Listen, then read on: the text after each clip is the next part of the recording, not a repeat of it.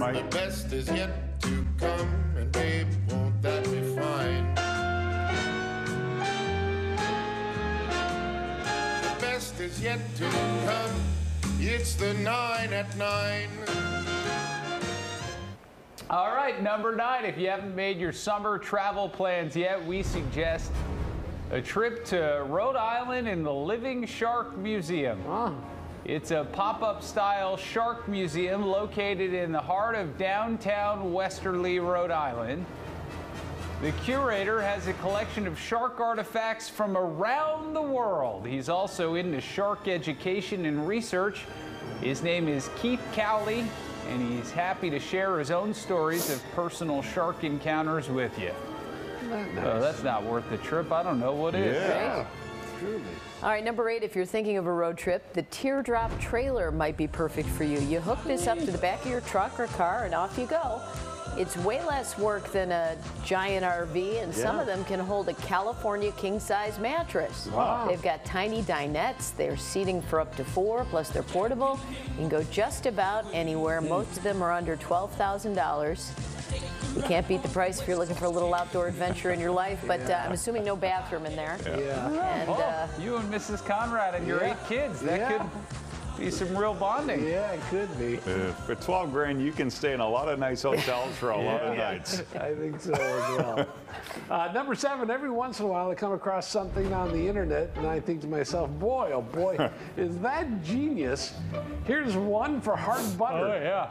Next time a recipe calls for softening your butter, don't bother to break out the cheese grate. Don't bother. Break out the cheese grate and grate off as much as you would like. Oh, boy. Plus, you even get a nice distribution to sprinkle over your veggies, potatoes, noodles.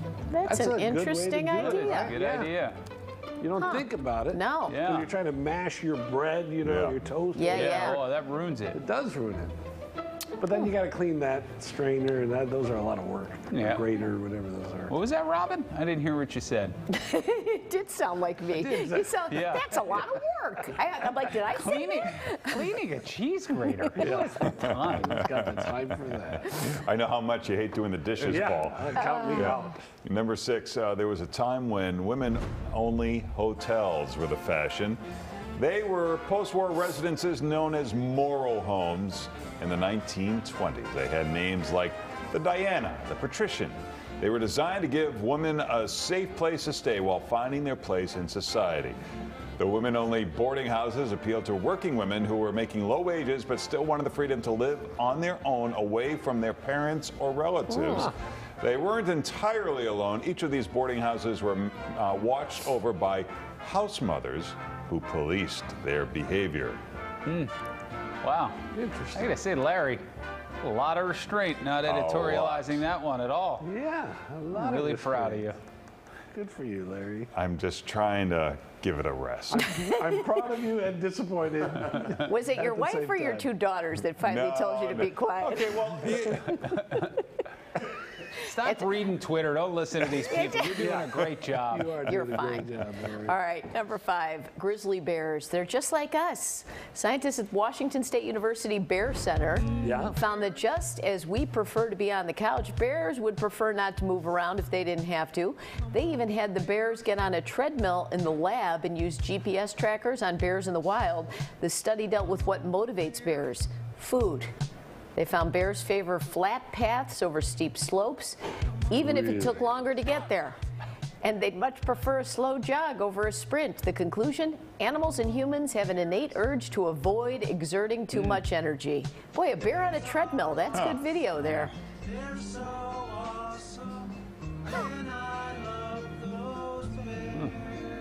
There you go. All right, got a little. Number 4, you're looking at an abandoned Russian mining town above Norway's Arctic Circle. Priamidin? Sure. Whatever. It was booming in the 1900s, then sold to the Soviet Union around 1927.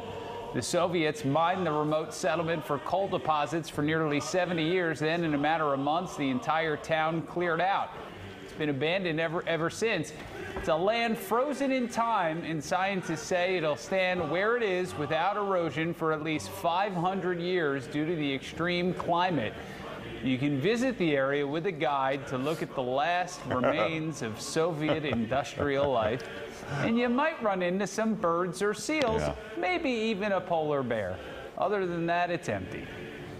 Or you could just walk upstairs at WGN and get a sense of Soviet industrial life. Our cinder block hallways. Yeah. They're still here. They're still here. Yeah. All right, number 3. Long before there were rock stars, there were composers.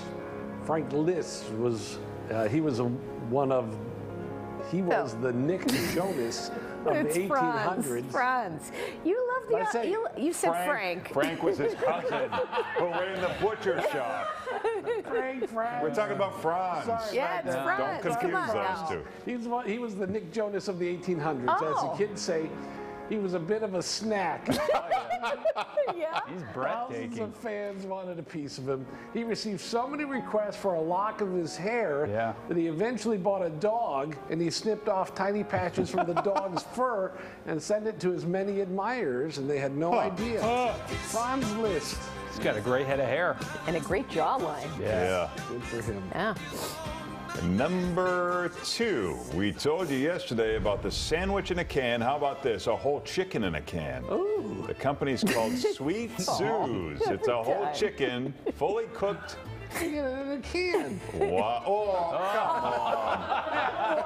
That's not it. They say all you need to do is crack open this baby, mash up some taters, and call the family to the dinner table. It's go time. Wait, is it fully cooked? I don't know. I don't think that's fully cooked, but Well, I don't know if that's the It's chicken close or not. enough. I like That's how gotta be a every good time sized Paul can. always goes, ooh. It does look good, doesn't it? It doesn't take much for Convenience to you. get a That's a chicken big into the can. can. There, it is got to be a big can. Sweet Sue. All right, number 1, let's end this thing with a soothing, satisfying animation from the designer and motion graphics artist Andreas Vannerstedt. Oh yeah. This is called The Hunt. All right.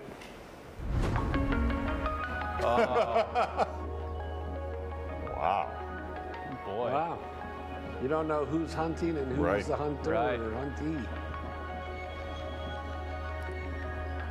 That kind of makes me a little dizzy. Yeah. Wow. Oh, it's magical though, It isn't really is. Wait. So, this guy's an artist. Yeah. You make a living off of something like this? That's the thing. We Is got to he- call Vonnerstedt and see how he Are these makes actually money. being built in I don't That's know. what I are don't these- understand. What's the scale on that? Yeah, Yeah, this is there's no interesting. You need to perspective. lay down a dollar bill so we can get Yeah. some perspective on it. I mean, is right? that in the middle of a lake or something? This is a what it lot. sure looks I like. don't even know. Right. Oh, yeah, that would make it a lot more impressive. Right, and you put it on like a 70-inch TV instead of the 20-inch TVs. Yeah. It's even bigger there, right? Oh, so this is just computer generated.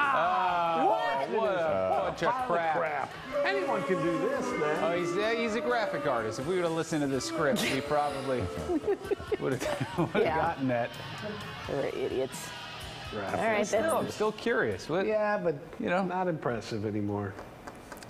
well, what have you done lately? It's the 9 at I just read a 9. story about Frank Liszt. Franz's